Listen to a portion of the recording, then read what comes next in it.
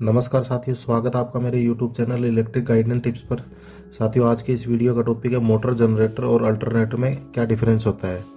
तो दोस्तों, आज इस वीडियो में हम बात करेंगे मोटर जनरेटर और अल्टरनेटर में डिफरेंस के बारे में। दोस्तों, आज का जो वीडियो है वो इलेक्ट्रिकल में काम करने वाले लोगों के लिए इम्पोर्टेंट है और आज का जो टॉपिक है वो इलेक्ट्रीशियन इंटरव्यू के हिसाब से भी बहुत इंपॉर्टेंट है। तो दोस्तों, आप वीडियो को अंत तक पूरा देखिए। दोस्तों, वीडियो में हम सबसे पहले बात करेंगे मोटर क्या होती है।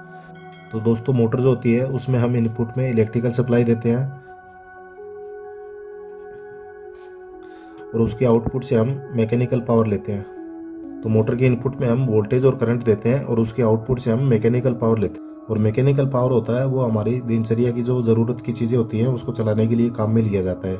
जैसे हमारी आटा चक्की है, हमारे पानी के पंप होते हैं, या फिर हमारी जो लेथ मशीन या कारखानों में बहुत सारी जगह पे मोटरों का उपयोग किया जाता है, जिससे हम अपनी रोज़मर्रा की ज़रूरतों को पूरा करते हैं। तो ऐसी जगह पे हम हमारी मोटर से कुछ मैकेनिकल पावर को काम में लेते हैं।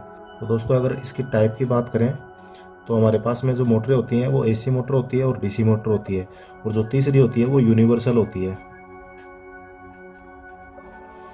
दोस्तों, AC मोटर होती है उसमें हम अल्टरनेटिंग करंट देते हैं।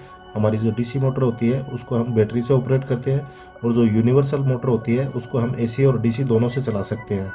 तो दोस्तों, मोटर को हम ये भी बोल सकते हैं जो मोटर होती है वो हमारी इलेक्ट्रिकल एनर्जी को लेके हमें मैकेनिकल एनर्जी देती है। दोस्तों, अब हम बात करते हैं जनरेटर क्या होता है।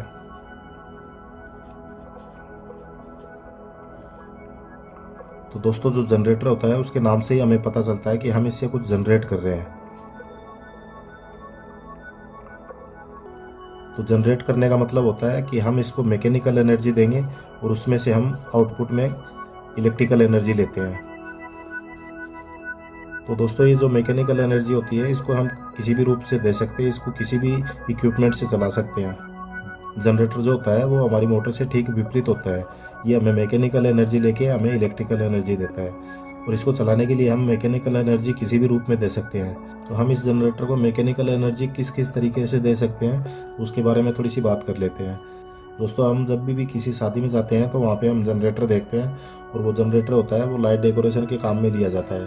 तो वो जनरेटर क्या होता है कि यहाँ पे एक इसमें डीजल इंजन लगा होता है, तो वो डीजल इंजन इसकी क्रैंकशाफ्ट से जुड़ा रहता है। जब हम इंजन को चालू करते हैं तो इसके बाद हमें ये जनरेटर है वो हमें इलेक्ट्रिकल सप्लाई देता है। तो दोस्तों, ये जनरेटर हो गया वो एक छोटे रूप में हो गया।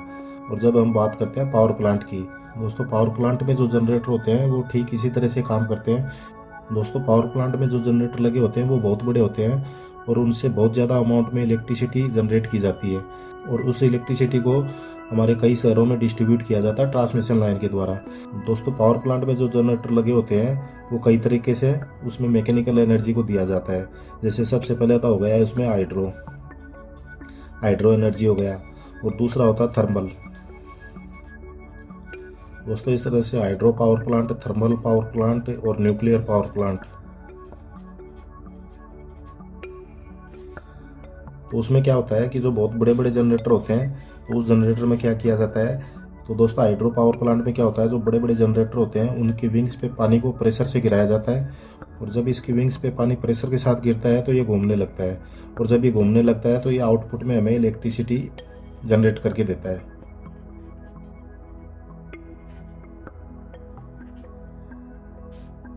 और दोस्तों, थर्मल पावर प्लांट होता है उसके अंदर कोयले को जलाया जाता है। कोयले को जला के बॉयलर में और पानी से स्टीम बना के इसकी जो विंग्स होती है उसको प्रेशर से दिया जाता है, और इसकी विंग्स पे जब प्रेशर से स्टीम दी जाती है तब ये रनिंग करने लगता है, और ये रोटेशन करने के साथ में इलेक्ट्रिसिटी जनरेट करता है। दोस्तों, न्यूक्लियर पावर प्लांट होता है उसमें न्यूक्लियर फिशन के द्वारा केमिकल रिएक्शन होता है जिसमें यूरेनियम को जला के हीट जनरेट की जाती है। दोस्तों, जनरेटर जो होते हैं वो इनपुट में मैकेनिकल एनर्जी लेते हैं और आउटपुट से हमें इलेक्ट्रिकल एनर्जी देते हैं। दोस्तों, अब बात करते हैं अल्टरनेटर की। तो अल्टरनेटर का क्या मतलब होता है। दोस्तों, वीडियो में शुरू में हमने बात की थी मोटर की टाइप के बारे में। तो मोटर दो टाइप की होती है, एक तो AC मोटर होती है, एक DC मोटर होती है। दोस्तों, जो AC मोटर होती है वो अल्टरनेटिंग करंट से चलती है, और DC मोटर होती है वो डायरेक्ट करंट से चलती है।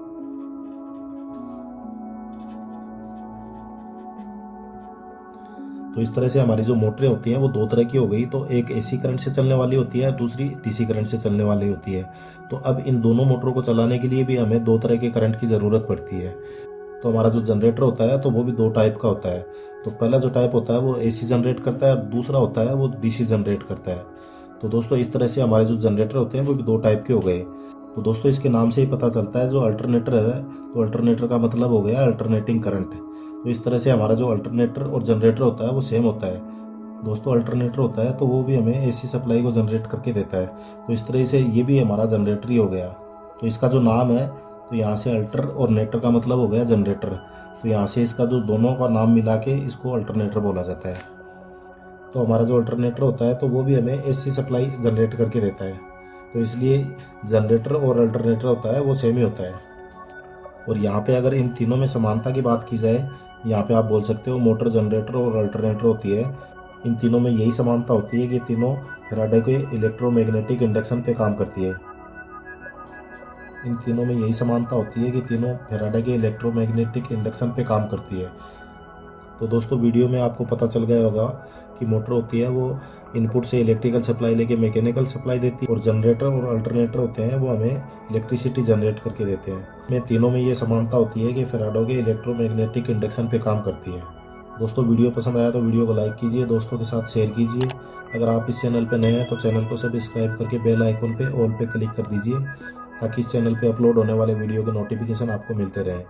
दोस्तों मिलते हैं अगले वीडियो में इसी तरह की नई जानकारी के साथ। तब तक के लिए धन्यवाद।